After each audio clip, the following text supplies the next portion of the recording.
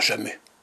Ça, pour moi, ça n'a pas de sens. Quand on va filmer des gens qui font quelque chose, on ne peut pas écrire ce qu'ils vont faire, on n'en sait rien.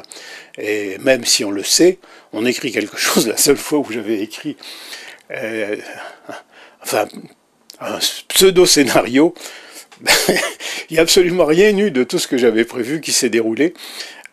Et donc, mon scénario servait à rien. Non, lorsqu'on fait du film ethnographique, enfin, ou de documentaire ethnographique, on est face à une réalité qui est connue, bien sûr. On peut savoir à l'avance que tel jour de l'année, à tel endroit, il se passe telle chose, et puis on peut lire ce qui se passe.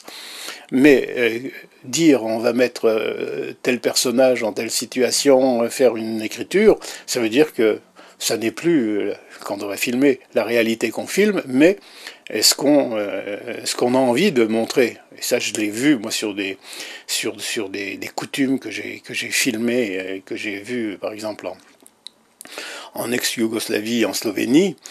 Et il y a des personnages assez extraordinaires qui s'appellent les Kurents qui sortent et qui ont des grandes cornes, tout ça.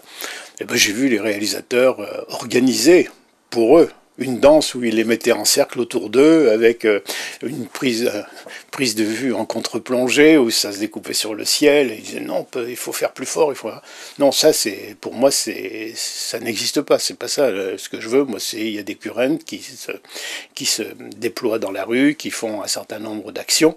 Et ce qui m'intéresse, c'est de montrer ce qu'ils font et non pas ce que j'ai envie qu'ils montrent. Je fais pas de la mise en scène de quelque chose que je connais pas.